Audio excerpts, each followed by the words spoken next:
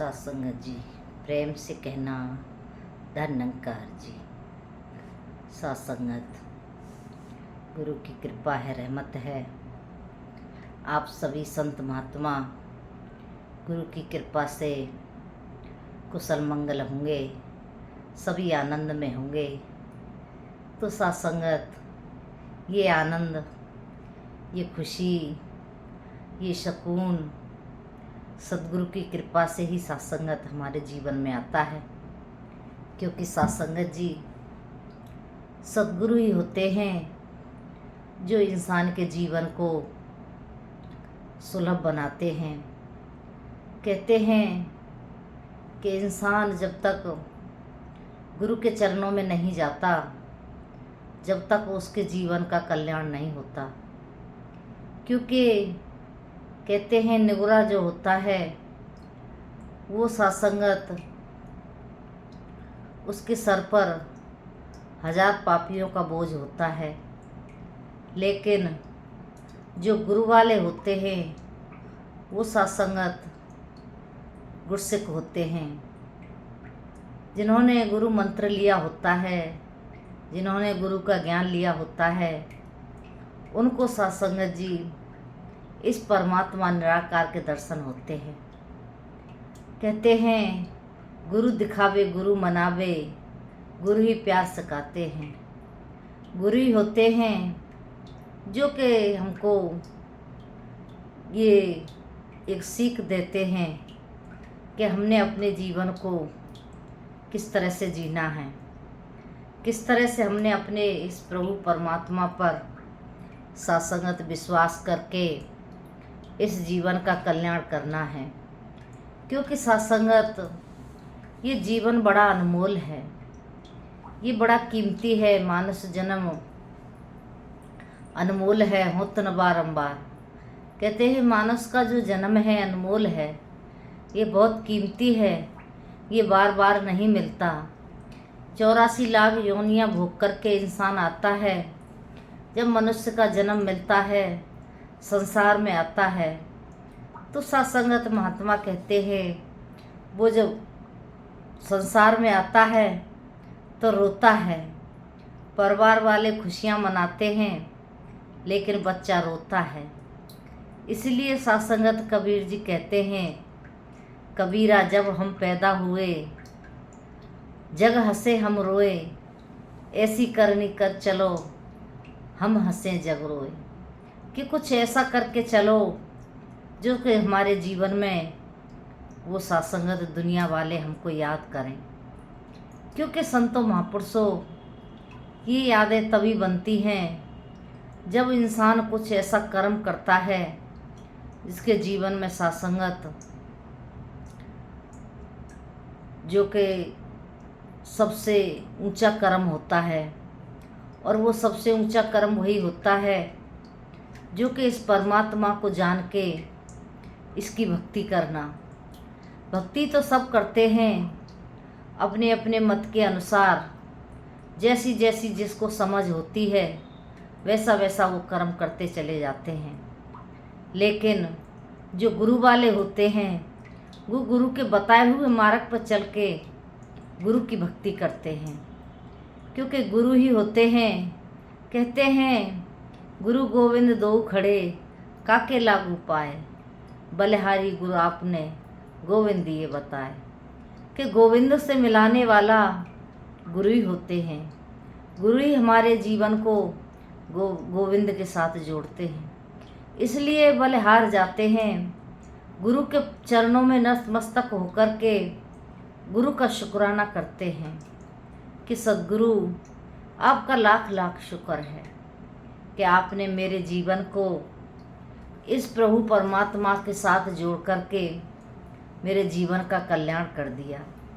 क्योंकि संतों महापुरुषों जीवन तो सब जीते हैं, लेकिन जीवन सफल उन्हीं का होता है। कहते हैं सफल हुआ है उन्हीं का जीवन जो तेरे चरणों में आ गए हैं। सफल हुआ है उन्हीं का जीवन जो तेरे चरणों में आ गए हैं। उन्हीं की पूजा हुई है पूर्ण, जो तेरे चरणों में आ गए हैं। उन्हीं की पूजा हुई है पूर्ण, जो तेरे चरणों में आ गए हैं। ना पाया तुझको अमीर बन के, न पाया तुझको फकीर बन के। उन्हीं को तेरा हुआ है दर्शन, जो तेरे चरणों में आ गए हैं। उन्हीं को तेरा हुआ है दर्शन, जो तेरे चरणों में आ गए हैं। जो सद्गुरु के चरणों में आ जाते हैं उनका जीवन सफल हो जाता है, उनकी पूजा पूर्ण हो जाती है। क्योंकि पूजा, सत्संग जी कहते हैं पूजा के पू का मतलब ये प्रभु परमात्मा पूरा, ये निराकार, और जा इसके चरणों में अपने आप को समर्पित कर दे तो सत्संगत पूजा हो जाती है। तो कृपा करो संतों महापुरुषों, ये हमारी जो आज बनत बनी है ये गुरु की कृपा से बनी है। संसार में अनेक इंसान होते हैं, देखने में लगता है कि अनेकों इंसान घूम रहे हैं, लेकिन जब सत्संगत मिलन होता है तब पता चलता है कि इंसान कौन है। इंसानियत होती है जिसके अंदर, वो इंसान होता है। अन्यथा तो सत्संगत जीने के लिए सब जी रहे हैं और जी कर के संसार से चले भी जाते हैं, लेकिन वो कर्म नहीं कर पाते जिसके लिए ये मनुष्य का जन्म मिला है। तो ये जन्म हमको मिला ही इसलिए है कि हम इस परमात्मा की बंदगी कर सकें, इस परमात्मा की स्तुति कर सकें। तो कृपा करो, इसलिए सत्संगत आज सद्गुरु ने हमको सत्संग बताया है कि सत्संग में जुड़ कर के अपने जीवन का कल्याण करना है। कहते हैं सबसे बड़ा जो होता है गृहस्थ आश्रम होता है। इसमें से निकलने के लिए जो समय निकाल लेता है इंसान, तो उसकी भक्ति सबसे ऊंची होती है। परिवार छोड़ा, समाज छोड़ा, घर छोड़ा, जिम्मेदारियां छोड़ी, तब भक्ति की, तो सत्संगत वो उतना असर नहीं करती। लेकिन जो परिवार में रहकर समय निकाल करके जो सत्संगत भक्ति करते हैं, उनकी भक्ति सफल हो जाती है, उनकी पूजा पूर्ण हो जाती है।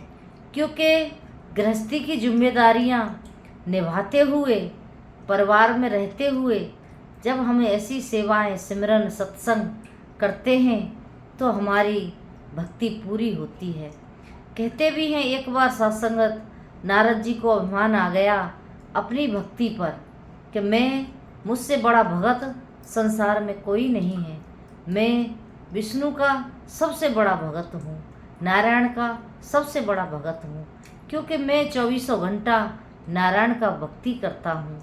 तो एक बार नारद जी को जब अभिमान में देखा विष्णु भगवान ने, तो भगवान तो कृपालु होते हैं, कहने लगे नारद को तो अभिमान आ गया है।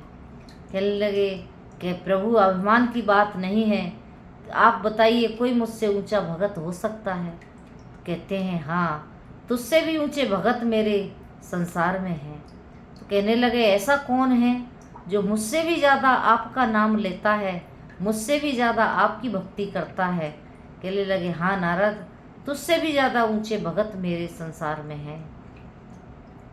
तो नारद जी कहते हैं ऐसे भगत से तो मैं मिलना चाहूँगा। कि बिल्कुल मिलो, जाओ फलानी फलानी जगह फलाना एक किसान रहता है, आप मिलो उनसे और देखो वो मेरी किस तरह से भक्ति करते हैं। तो अब नारद जी आते हैं, नारद जी देखते हैं। अब देखते हैं नारद जी जब वो सुबह उठता है किसान, तो अपनी चारपाई पे बैठता है और परमात्मा का नाम लेता है और फिर अपनी सेवाओं में जुट जाता है। उसकी जो सेवा होती है, परिवार की, गृहस्थी की जो सेवाएं उसको परमात्मा ने दी होती है, उनको करता है। फिर अपना हर लेकर के जंगल में चला जाता है, अपना खेत जोतता है और फिर दोपहर में तब उसकी पत्नी खाना लेके आती है, तो खाना खाने से पहले फिर 2-1 मिनट वो हाथ जोड़ करके इस परमात्मा की बंदगी करता है। खाना खा के फिर वो अपनी काम में लग जाता है, फिर अपनी सेवाओं पे लग जाता है। तो जब फिर शाम को पूरी सेवाएं समाप्त हो जाती हैं, उसके बाद में जब रात को सोता है तो फिर प्रभु का नाम लेता है कि प्रभु आपका लाख लाख शुक्र है कि आपने मेरा दिन इतने अच्छे से गुजार दिया और रात भी अच्छे से गुजर जाए। अब कुछ बुदबुदा के वो सो जाता है। तो नारद जी सोचने लगे, कमाल है, इसको मुझसे बड़ा भगत बताते हैं प्रभु, ये भक्त कैसा है, ये सुबह दिन में 3 बार प्रभु का नाम लेता है। अब नारद जी विष्णु भगवान के पास जाते हैं, कहते हैं प्रभु वो कैसे मुझसे ऊंचा भगत हो सकता है, उसने बस से आपका नाम 3 बार लिया, पता नहीं मुंह में क्या बदबदाया, उसने क्या बोला क्या कहा, 3 बार उसने हाथ जोड़े और बाकी का दिन तो वो अपने काम में ही लगा रहा। तो सात्संगत विष्णु भगवान कहते हैं, नारद तुमने देखा नहीं उसके पास कितनी सेवा है, परिवार है, 4 पशु भी हैं, 4 बच्चे भी हैं, सबकी सेवा करता है, सबके लिए खाने पीने की व्यवस्था करता है, सबके रहने की व्यवस्था करता है, सबके पहनने की व्यवस्था करता है, सारे काम करते हुए वो मेरा 3 बार नाम लेता है। लेकिन आपको एक काम दिया गया कि जा कर के देखो वो मेरा कितना ऊंचा भगत है, तो आपने कितनी बार नाम लिया।